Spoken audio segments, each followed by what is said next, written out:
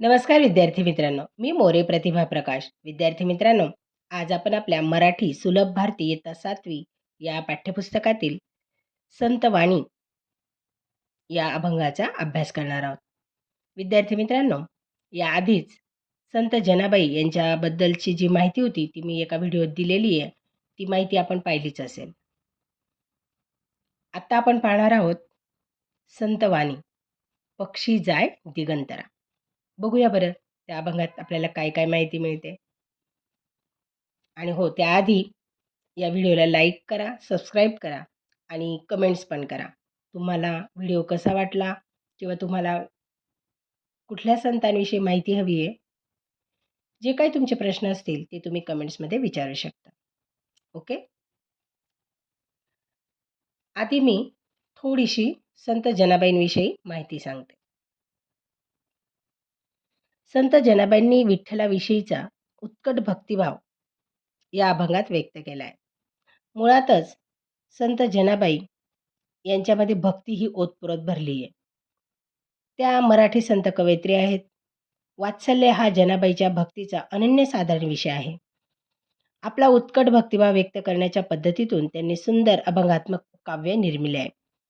प्रस्तुत अभंगातून आपल्या बाळावरील आईच्या प्रेमाची उदाहरणे देऊन संत जनाबाई म्हणतात की आमची विठ्ठलमाय आम्हाला अशीच सतत सांभाळत असते.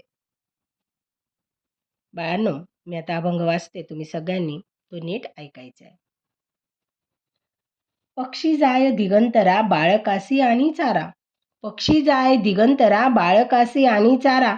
घार हिंडते आकाशी झाप घाली पिल्लापासी. घार हिंडते आकाशी झाप घाली पिल्लांपासी. माता गुंतली कामासी चित्त तिचे बाळापाशी. माता गुंतली कामासी चित्त तिचे बाळापाशी. वानर हिंडे झाडावरी पिली बांधुनी उदरी. वानर हिंडे झाडावरी पिली बांधुनी उदरी.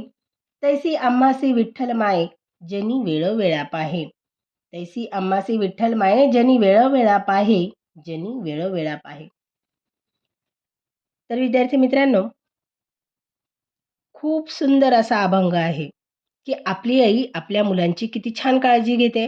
मग ती आई पशु असो, पक्षी असो, प्राणी असो, कुणीही असो, परंतु प्रत्येक आई ही आपल्या मुलांची काळजी घेत असते. पक्षी जाय दिगंतरा बाळकासी आणि चारा. पक्षी जाय दिगंतरा. दिगंतरा म्हणजे काय? आकाशात. पक्षी कुठे जातो? हिंडतोय, उडतोय आकाशात. आणि त्याचं सगळं लक्ष कुठं असतं? आपल्या पिल्लाकडे. म्हणजे आपल्या पिल्लांना काय हवंय, काय नको हे पाहण्याकडे. आता बघा ना, कवयित्री काय सांगतात आपल्याला? बाळकासी आणि चारा. पक्षी जाय दिगंतरा. पक्षी आकाशात जातो आणि आपल्या बाळकांसाठी चारा आणतो. म्हणजे आपल्या पिल्लांसाठी तो चारा आणतो. घार हिंडते आकाशी झाप घाली पिल्लांपासी. घार कुठे फिरते? आकाशात. कुठे गिरट्या घालते? आकाशात. अगदी बरोबर. पण शेवटी ती जमिनीवरील आपल्या पिल्लांपाशी मायेने झेप घेते. म्हणजे ती आकाशात जरी फिरत असली, आकाशात जरी हिंडत असली, तरी सुद्धा तिचं सगळं लक्ष आपल्या पिल्लांकडे असतं आणि मग ती त्यांच्याकडे प्रेमाने झेप घेत असते. माता गुंतली कामासी चित्त तिचे बाळापाशी. आपल्या घरातली आई, माता म्हणजे कोण? आई, जननी. ही जरी कामात गुंतलेली असली, म्हणजे कामात ती मग्न असली, काम करत असली, तरी तिचं सगळं लक्ष कोणाकडे असतं? आपल्या बाळाकडे असतं. वानर हिंडे झाडावरी पिली बांधुनी उदरी. वानर कुठे हिंडतं? अगदी बरोबर, झाडावर. परंतु त्याचं लक्ष कुठे असतं? आपल्या पोटाला बांधलेल्या बाळाकडे. पिली बांधुनी उदरी. उदरी म्हणजे काय? पोटावर. आणि ती आपलं पिल्लू कुठं बांधते? आपल्या पोटाला बांधते. बांधते म्हणजे कसं? की ते बाळ तिला अगदी घट्ट धरून ठेवतं पोटावर आणि मग ती वानर इकडे तिकडे उड्या मारत असते. आणखी एक प्राणी आहे की ज्याचं पिल्लू आपल्या पोटावर असतं. म्हणजे पोटावर एक पिशवी असते आणि त्या पिशवीमध्ये ते पिल्लू असतं. त्याचं उत्तर तुम्ही मला कमेंट बॉक्समध्ये पाठवायचं आहे. तर वानर हिंडे झाडावरी पिली बांधुनी उदरी. तैसी आम्हासी विठ्ठल माये जनी वेळोवेळा पाहे. तैसी आम्हासी विठ्ठल माय. मग तशीच आम्हाला आमची माय कोण आहे? तर विठ्ठल आहे.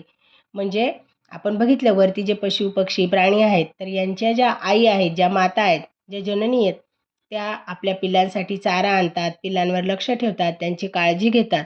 आणि तसंच विठ्ठल ही आमची माय आहे, तिच्यात आम्ही आमची आई शोधतो. आणि तो विठ्ठलसुद्धा आमची त्या आईप्रमाणेच काळजी घेतो आणि त्यालाच आपण आपली आई मानतो. असं जनाबाई म्हणतात की वेळोवेळा आम्ही आई कोणामध्ये शोधतो तर विठ्ठलामध्ये शोधतो. बाळांनो, कशी वाटली कविता? म्हणजे अभंग छान आहे ना? हं. या अभंगाचा चांगला अभ्यास करायचा आहे आणि अभंग पाठच करून टाकायचा कारण सोपा अभंग आहे, छोटासाच आहे. ओके? बाय बेटा, take care, have a nice day.